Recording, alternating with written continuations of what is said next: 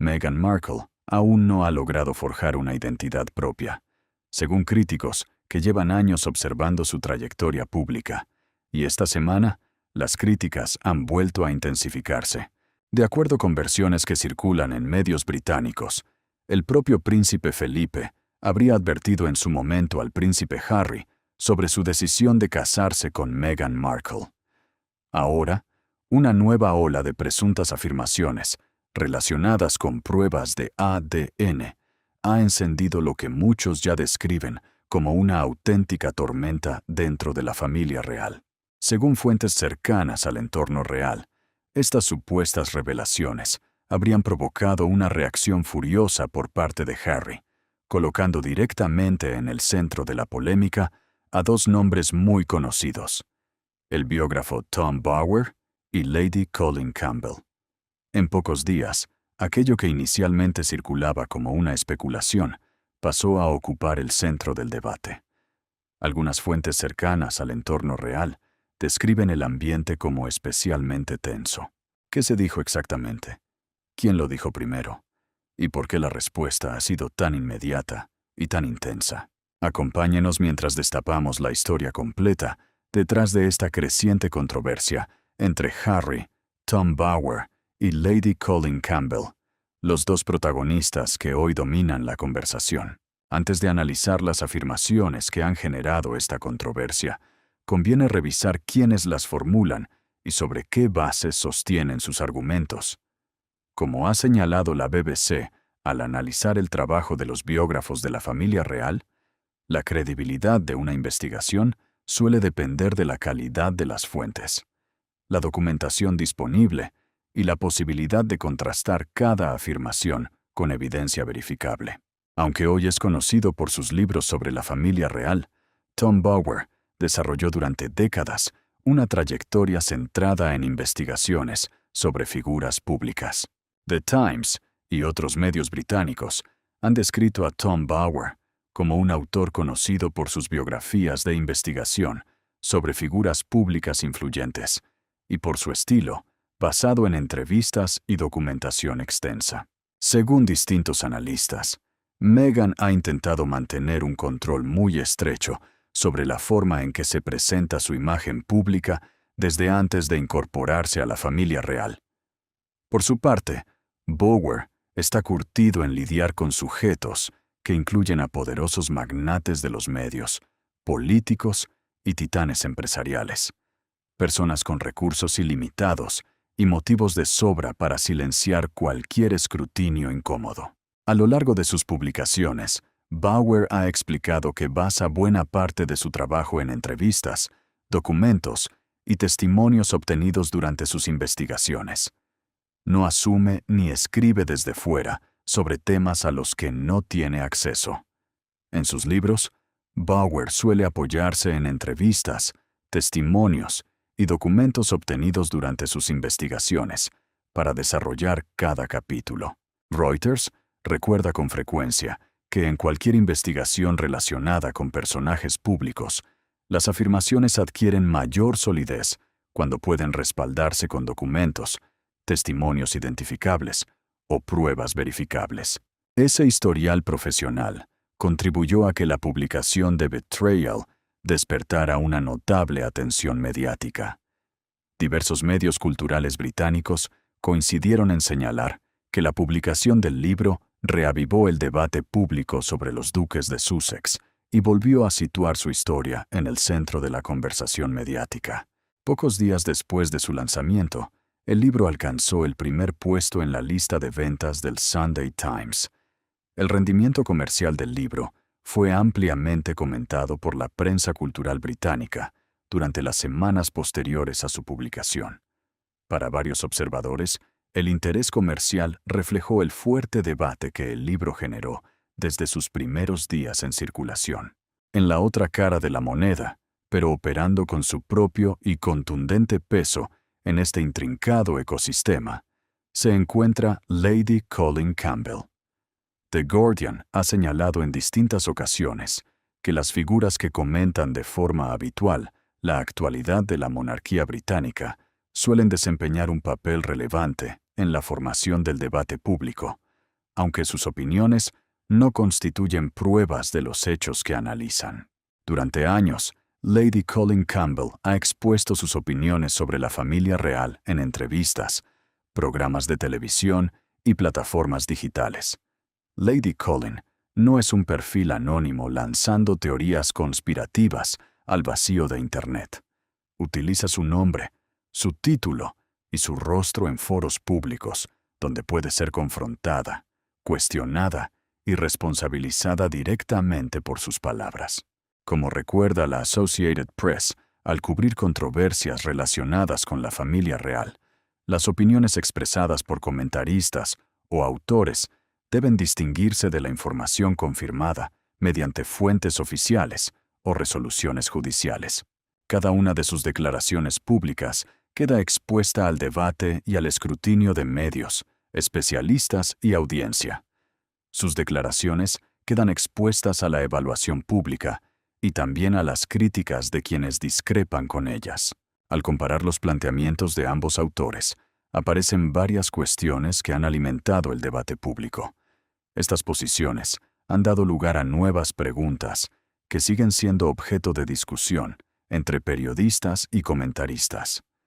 Estamos ante un debate mucho más profundo que pone en el punto de mira cuestiones de documentación, líneas temporales y principios constitucionales básicos. Reuters ha explicado que cualquier cuestión relacionada con la línea de sucesión o con la documentación oficial de miembros de la familia real adquiere una dimensión institucional que va más allá del interés puramente mediático. Estas preguntas ayudan a explicar por qué el tema continúa generando interés entre analistas y medios especializados. Buena parte del debate actual gira en torno a los argumentos que ambos autores presentan sobre los hijos de Harry y Meghan. En ese contexto surgió una pregunta que comenzó a repetirse con fuerza, tanto en los medios como entre los analistas de la realeza. ¿Qué contenía realmente el libro de Tom Bower y por qué provocó una reacción tan intensa? La respuesta no se limitaba a un solo episodio. Según informó The Times, Tom Bower construye su investigación a partir de entrevistas, testimonios y documentación recopilada durante años, ofreciendo una interpretación crítica sobre distintos episodios relacionados con los duques de Sussex. A lo largo de casi 500 páginas, Betrayal reconstruye distintos momentos relacionados con la vida, las decisiones y la evolución pública del príncipe Harry y Meghan Markle. El libro combina entrevistas, documentos y relatos recopilados durante varios años de investigación. Como señalaron diversos medios británicos tras la publicación del libro, varias de las escenas descritas por el autor fueron ampliamente debatidas porque no contaban con una confirmación oficial por parte de los protagonistas. Uno de los capítulos que más atención despertó describe un supuesto encuentro celebrado en el Palacio de Kensington con la intención de aliviar las crecientes tensiones familiares. Según el relato recogido en el libro, la conversación tomó un rumbo inesperado en cuestión de minutos. Durante ese intercambio, Meghan habría pedido al príncipe William que retirara el dedo de su rostro mientras Harry permanecía presente sin intervenir. Aunque ninguna de las personas implicadas confirmó públicamente esa versión, el episodio se convirtió rápidamente en uno de los pasajes más comentados de la obra y alimentó un intenso debate sobre lo que realmente pudo haber ocurrido tras las puertas del palacio. La publicación no se limitó a abordar los conflictos familiares. De acuerdo con la cobertura de la prensa británica, otra parte importante del debate se centró en los aspectos financieros y empresariales analizados por Bower, cuya interpretación también generó opiniones divididas. Otro de los apartados más examinados analiza la estructura financiera de Archewell, la organización benéfica creada por los duques de Sussex. En sus páginas, Bower examina el funcionamiento de la fundación y plantea interrogantes sobre la gestión de los recursos, el recorrido de determinados fondos y si los mecanismos de gobernanza respondían a las expectativas que donantes y observadores públicos habían depositado en la institución. Esas observaciones generaron nuevas conversaciones sobre la transparencia y el funcionamiento interno de la organización, aunque el libro presenta dichas cuestiones como parte de su propia investigación. El autor también dedica espacio a la relación profesional entre Meghan Markle y Netflix, otro de los asuntos que atrajeron un considerable interés mediático.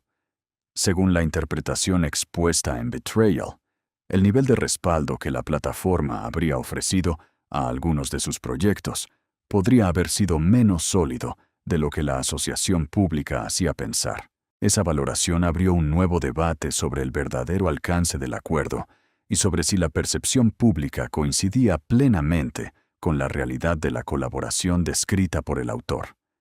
Sin emitir conclusiones definitivas, el libro plantea una serie de preguntas que continuaron alimentando la conversación pública mucho después de su publicación. Hasta la fecha, varias de las afirmaciones recogidas en Betrayal siguen siendo objeto de debate público y no han sido confirmadas de manera independiente, mientras que representantes del príncipe Harry y Meghan Markle han rechazado reiteradamente las acusaciones contenidas en el libro. A lo largo de todo el libro, Bauer construye el retrato de una Meghan que actuaría con una deliberación extraordinaria. Según el propio autor, cuando ella apareció en la escena pública, él quedó fascinado preguntándose cómo se desarrollaría todo, y admite que, en realidad, habló con muy pocos amigos cercanos de Meghan antes de escribir sus conclusiones. La caracterización que ofrece es la de una persona que, supuestamente, nunca actúa sin calcular primero el efecto de cada movimiento. Alguien que gestionaría sus relaciones únicamente en función de su utilidad y que eliminaría a quienes ya no le sirven con una precisión casi quirúrgica. Su padre, asegura Bauer, habría vivido esa dinámica en carne propia. La familia real también, según el relato del biógrafo. E incluso antiguas colaboradoras profesionales habrían descrito patrones similares. Ese retrato, uno de los pasajes más repetidos y comentados de todo el libro, es también el que abre la puerta a las preguntas más delicadas que Bauer plantea después. Porque si, como sugiere el autor, una persona opera con ese nivel de cálculo en cada faceta de su vida, ¿qué implicaría eso para las decisiones tomadas en torno a los momentos más emocionalmente sensibles de su historia pública? El equipo de Harry y Meghan no tardó en responder, y lo hizo con dureza en cuanto el libro salió a la luz. Rechazaron múltiples afirmaciones de manera categórica. La palabra conspiración se repitió más de una vez en sus declaraciones. A los críticos de la pareja se les describió en términos que sugerían obsesión antes que investigación legítima. La respuesta de los duques coincidió con un aumento del interés público por el contenido del libro. En lugar de apagar la conversación, reavivó el interés de un público que hasta entonces no había seguido de cerca la historia. Tras la respuesta de los duques, aumentó el interés por conocer el contenido del libro y las afirmaciones que incluía. Y cuando ese nuevo público empezó a leer, fueron las preguntas relacionadas con los hijos de la pareja las que, según reportan varios medios, más los dejaron desconcertados. Con el paso del tiempo, algunos aspectos relacionados con el nacimiento de Archie han seguido siendo objeto de debate entre determinados comentaristas. Todos recuerdan el anuncio inicial. Meghan y yo tuvimos un niño esta madrugada, un niño muy sano. La madre y el bebé están increíblemente bien. Con el paso del tiempo, algunos comentaristas comenzaron a señalar diferencias entre distintos relatos sobre ese nacimiento.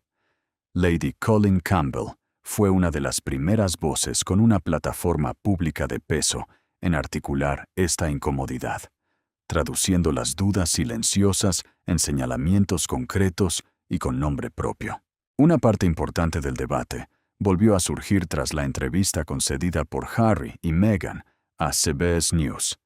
Durante esa conversación, Meghan deslizó una afirmación sorprendente. Nunca tuvo la intención de dar a luz en un hospital. Su plan original, aseguró, era un parto en casa. Este comentario, ofrecido de manera casi casual para contextualizar cómo se desarrollaron finalmente los hechos, entró en contradicción frontal con la historia del Hospital Portland, la cual ya había sido ampliamente reportada y aceptada por el mundo como el relato oficial de la llegada de Archie. La comparación entre ambos relatos dio lugar a interpretaciones distintas y reavivó el debate sobre la cronología de los hechos. O bien la intención del parto en casa era cierta y la narrativa del Hospital Portland requería una enorme aclaración, o la entrevista en CBS contenía una declaración que no reflejaba la realidad de los hechos. Ambas versiones no pueden coexistir como verdades absolutas sin una explicación sustancial. Una explicación que el público jamás recibió. En Betrayal, Tom Bower plantea nuevas preguntas sobre la cronología de esos acontecimientos. El investigador pone sobre la mesa interrogantes inquietantes. ¿Es el 6 de mayo la verdadera fecha de nacimiento? ¿Refleja la secuencia pública de los eventos lo que realmente muestran los registros documentados? No se trata de meras provocaciones retóricas, son exigencias de una claridad fáctica elemental que, en teoría, debería ser sumamente sencilla de proveer. También llamó la atención un comentario realizado por Harry durante una de sus primeras apariciones públicas tras el nacimiento de Archie. En la primera aparición pública de Harry con Archie, cuando el bebé tenía oficialmente apenas 2 días de vida, el duque de Sussex comentó lo extraordinario que era ver cuánto cambian los bebés en 2 semanas. No 2 días, 2 semanas. En el frenesí del momento, la discrepancia pasó desapercibida. Harry estaba frente a las cámaras con un recién nacido, visiblemente emocionado. Es comprensible y totalmente razonable argumentar que un padre primerizo y exhausto cometa una imprecisión verbal.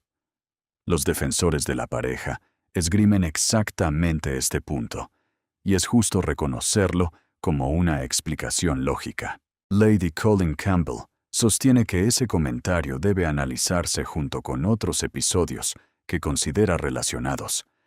Existió dentro de un patrón que engloba la flagrante contradicción de la entrevista en CBS, la sombra sobre la fecha exacta y la manera en que la narrativa del nacimiento parecía mutar dependiendo de la plataforma y de la audiencia que escuchaba. Considerados por separado, estos episodios pueden admitir explicaciones diferentes. Sin embargo, algunos comentaristas sostienen que, analizados en conjunto, plantean nuevas preguntas. Tras la publicación del libro, el nacimiento de la princesa Lilibet también pasó a formar parte del debate público. Aunque la versión oficial señalaba que la menor nació en junio de 2021 en el Hospital Cottage de Santa Bárbara, algunos autores y comentaristas, entre ellos Tom Bower y Lady Colin Campbell, sostuvieron que existían aspectos de la cronología que, en su opinión, merecían un examen más detallado. Ninguna de esas observaciones ha sido confirmada de manera independiente. Entre los puntos más comentados figuró una anécdota, ampliamente difundida en distintos medios y espacios dedicados a la realeza, según la cual Meghan habría hecho una parada para comprar comida mientras se dirigía al hospital.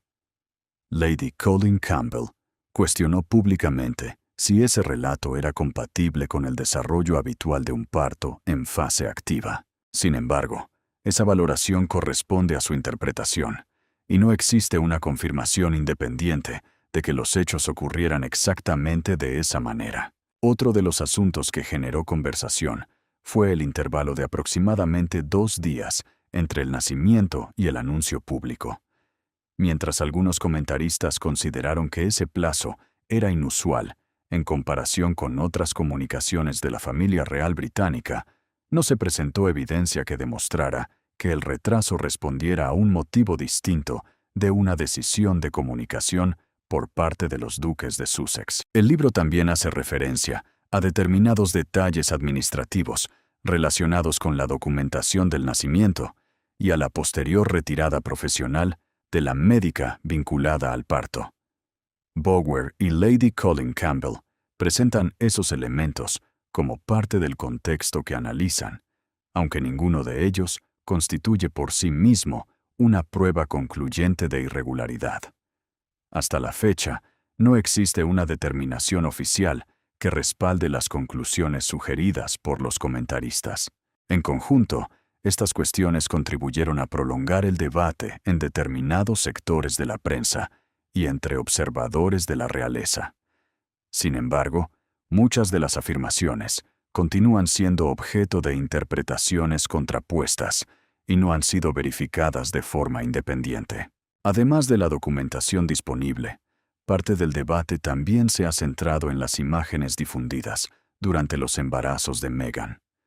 Se trata de lo que millones de espectadores presenciaron en tiempo real a través de sus pantallas durante ambos embarazos, y lo que esas imágenes parecían revelar ante los ojos del público.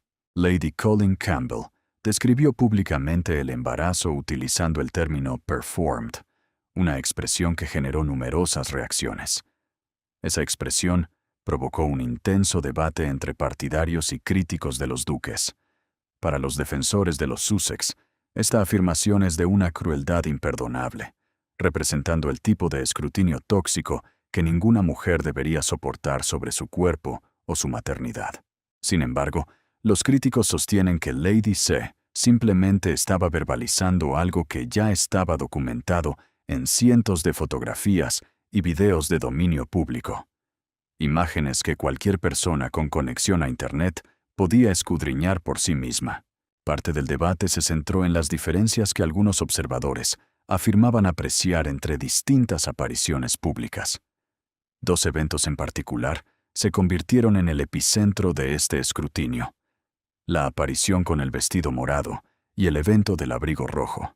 Ambos momentos se transformaron en puntos de referencia obligados para analistas y foros de Internet, quienes alinearon las imágenes cronológicamente, buscando diseccionar las evidentes discrepancias. Llegados a este punto, y en aras de un periodismo responsable, es vital exponer el contraargumento con total honestidad. Los embarazos varían de manera monumental de una mujer a otra. La apariencia del vientre puede transformarse radicalmente dependiendo del atuendo, la postura, el ángulo de la cámara o incluso la hora del día. Algunas mujeres mantienen un nivel de actividad física asombroso hasta el momento mismo del parto, algo que, aunque parezca extraordinario desde fuera, es perfectamente compatible con un embarazo saludable.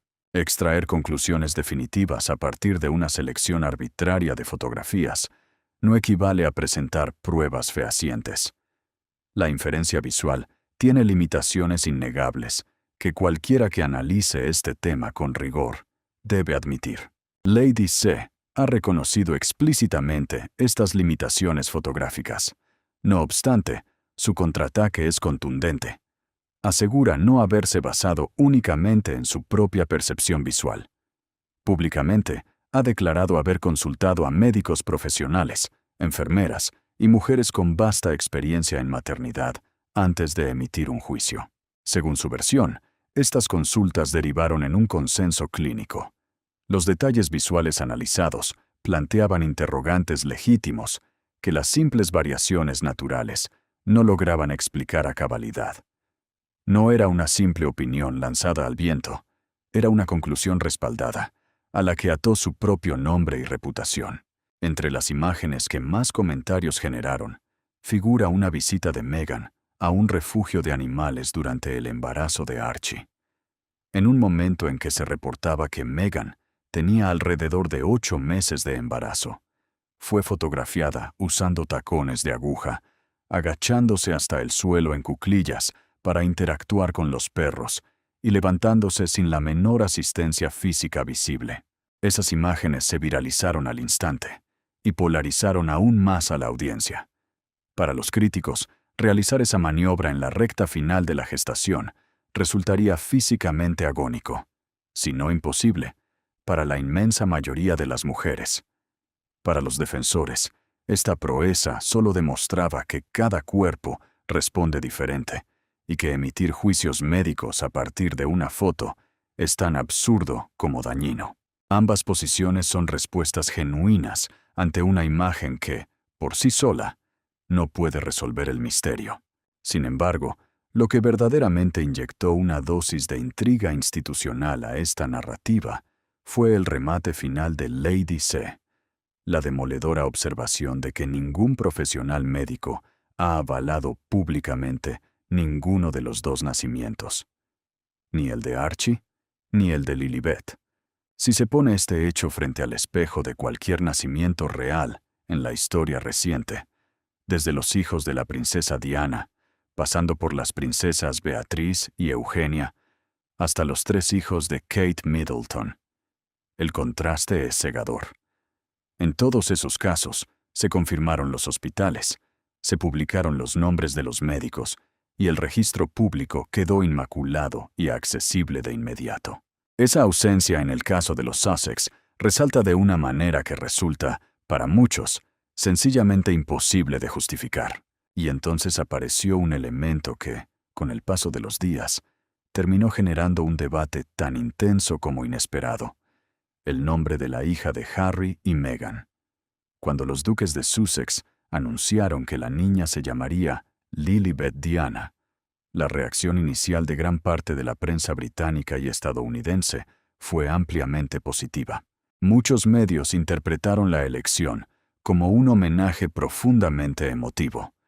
Un hijo recordando al mismo tiempo a su madre, la princesa Diana, y a su abuela, la reina Isabel II.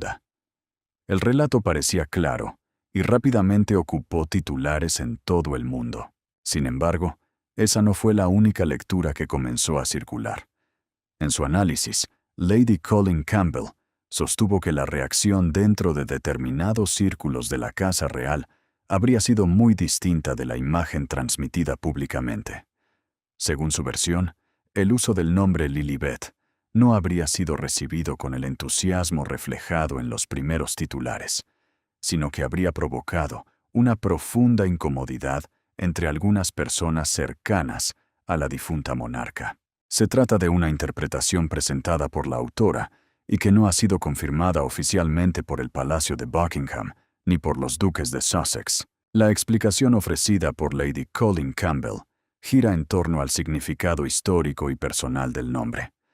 Lilibet no era un nombre utilizado en actos oficiales, sino un apodo nacido durante la infancia de la reina Isabel II al pronunciar su propio nombre de esa manera. Con el paso de las décadas, el apelativo quedó reservado casi exclusivamente al ámbito familiar y fue empleado, según numerosos relatos históricos, especialmente por el príncipe Philip, durante los más de 70 años de matrimonio que compartieron. Tras el fallecimiento del duque de Edimburgo, en abril de 2021, algunos comentaristas consideraron que aquel nombre había adquirido un significado aún más íntimo, lo que alimentó el debate sobre si existió o no una conversación previa con la reina antes de que fuera utilizado públicamente. Ese punto continúa siendo objeto de versiones contrapuestas. A medida que avanzaba la discusión, surgió otro aspecto que también llamó la atención de algunos observadores. Diversos informes mencionaron la existencia de registros relacionados con el nombre Lilibet, realizados en fechas cercanas al anuncio oficial. Lady Colin Campbell interpretó esa coincidencia temporal como un elemento digno de análisis, mientras que Tom Bower incorporó ese episodio a la narrativa desarrollada en Betrayal. Ambos autores sugieren que determinadas decisiones personales de los duques podían formar parte de una estrategia de proyección pública más amplia. No obstante, esas conclusiones corresponden a sus propias interpretaciones y no han sido corroboradas de forma independiente. Otro detalle ampliamente comentado surgió a partir del mensaje oficial publicado por el entonces duque y la entonces duquesa de Cambridge para felicitar a la pareja por el nacimiento de la niña. En aquel comunicado se utilizó el nombre Lily en lugar de Lilibet. Aunque el palacio nunca explicó públicamente el motivo de esa elección, algunos analistas de la realeza interpretaron el cambio como un gesto deliberado, mientras que otros consideraron que podía tratarse simplemente de una decisión editorial sin un significado especial. Lady Colin Campbell defendió la primera interpretación y sostuvo que aquella diferencia reflejaba la forma en que el nombre había sido recibido dentro de determinados sectores de la institución. Sin embargo, esa valoración permanece dentro del terreno del análisis y no ha sido confirmada oficialmente. Con el paso del tiempo, el nombre Lilibet dejó de ser únicamente una elección familiar para convertirse en uno de los episodios más debatidos de la historia reciente de la familia real británica. Más allá de las interpretaciones enfrentadas, el episodio puso de manifiesto cómo una sola palabra podía abrir un amplio debate sobre tradición, simbolismo, comunicación institucional y percepción pública, un debate que continúa generando interés años después de que el anuncio fuera realizado. Para Tom Bower y Lady Colin Campbell, la elección de determinados nombres forma parte de un contexto más amplio que ambos analizan en sus publicaciones. Es lo que estas decisiones revelan sobre un patrón finamente hilado que Tom Bower y Lady Colin Campbell han estado documentando con nombres y apellidos durante años de incesante escrutinio público. En la perspectiva de Bower, cada decisión cumple un propósito. Cada gesto oculta un cálculo milimétrico. Y bajo toda esta fachada yace un argumento legal y constitucional que gran parte del mundo aún no ha asimilado por completo. Un argumento que cambia drásticamente las reglas del juego. Como recordó la BBC al explicar el funcionamiento de la monarquía británica, la institución de la corona está sujeta a normas constitucionales y a una tradición jurídica que trasciende a las personas que la integran. La familia real no es un club privado. Es una institución constitucional que opera bajo un estricto marco legal que se extiende por todo el Reino Unido y cada rincón de la Commonwealth, que aún rinde pleitesía a la corona.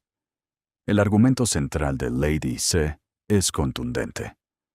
Las circunstancias que rodean el nacimiento de niños directamente vinculados a la línea de sucesión real no son, bajo ninguna circunstancia, asuntos personales amparados por el derecho ordinario a la privacidad.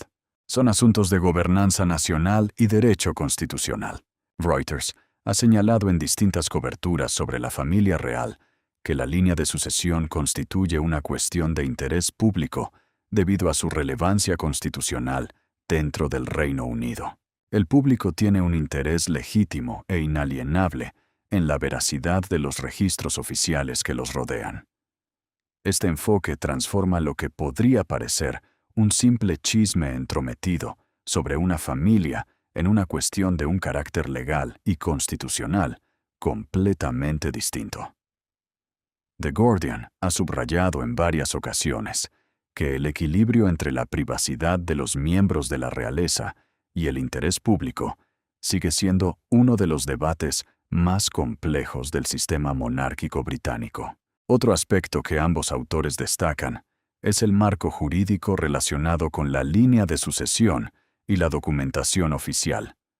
A lo largo de los años, el príncipe Harry y Meghan Markle han demostrado, de manera implacable y repetida, que no les tiembla el pulso para usar el sistema judicial cuando sienten que han sido agraviados. Han arrastrado a los tribunales a los periódicos más poderosos del país. Han librado batallas por su privacidad en juicios interminables. Han dejado claro, más allá de toda duda razonable, que el litigio es un camino que no temen recorrer. La Associated Press recordó que el príncipe Harry ha mantenido durante años una intensa batalla judicial contra varios grupos editoriales británicos en defensa de su privacidad y contra prácticas periodísticas que considera ilegales. Precisamente por esto, la ausencia total de demandas contra Tom Bower o Lady Colin Campbell, quienes han lanzado afirmaciones que apuntan directamente al corazón de la paternidad de sus hijos, resulta abrumadora. Hasta la fecha, ningún tribunal británico ha emitido una resolución que respalde las especulaciones sobre el nacimiento de los hijos de los duques de Sussex, un hecho que también han señalado diversos medios de referencia al abordar esta controversia. Es, sin exagerar, uno de los silencios más analizados y debatidos que esta controversia ha engendrado. Lady C ha abordado este elefante en la habitación con una franqueza desarmante. Al ser cuestionada sobre el riesgo de ser demandada por sus explosivas declaraciones públicas, su respuesta fue tajante. No le importaría en absoluto enfrentar a los tribunales, siempre y cuando ellos pierdan. Según explicó en varias entrevistas, esa es la razón por la que considera poco probable una demanda judicial. Según ella, Meghan jamás querría someterse a un contrainterrogatorio bajo juramento en un tribunal. Y no necesariamente porque tenga algo que ocultar, sino porque un estrado judicial es un ecosistema infinitamente más hostil que el cómodo comunicado de un portavoz de relaciones públicas. Un tribunal exige documentación irrefutable. Como suele recordar Reuters en sus coberturas judiciales, las alegaciones formuladas en el espacio público y las pruebas exigidas en un procedimiento judicial responden a estándares completamente distintos. Exige coherencia milimétrica bajo un interrogatorio directo. Exige someterse a todo el peso del proceso legal, un lugar donde tachar algo de teoría de la conspiración carece de validez jurídica y donde únicamente los hechos verificables tienen poder. El desafío legal nunca llegó. Ni Bauer ni Lady C han enfrentado represalias judiciales por estas intrigantes acusaciones que golpean los cimientos de este debate. La ausencia de una acción judicial también ha sido señalada por algunos comentaristas como un elemento más dentro de esta controversia, aunque no constituye por sí sola una prueba sobre las afirmaciones debatidas. The New York Times ha observado que la relación entre los Sussex y determinados medios de comunicación ha estado marcada durante años por disputas públicas, acciones judiciales y un profundo desacuerdo sobre el tratamiento de su vida privada. Si las respuestas fueran tan simples, si el historial fuera tan impecable, claro y fácil de demostrar, la pregunta obligada es, ¿por qué el volumen de esta controversia sigue subiendo en lugar de apagarse? Cada nueva publicación, entrevista o declaración relacionada con este asunto ha contribuido a mantener el debate en la esfera pública. Al mismo tiempo, los principales medios internacionales continúan distinguiendo entre los hechos oficialmente documentados y las afirmaciones que permanecen sin verificación independiente. El debate está servido.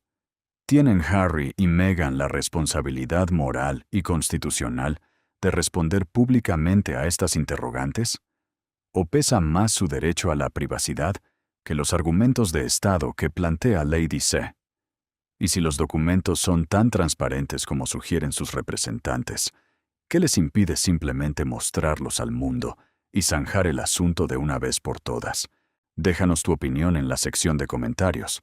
No olvides darle a me gusta, compartir y suscribirte para no perderte nuestras próximas investigaciones. Además, haz clic en el siguiente video que aparece en pantalla. Te garantizamos que no podrás dejar de mirarlo. Dejar de mirarlo. Dejar de mirarlo. Dejar de mirarlo.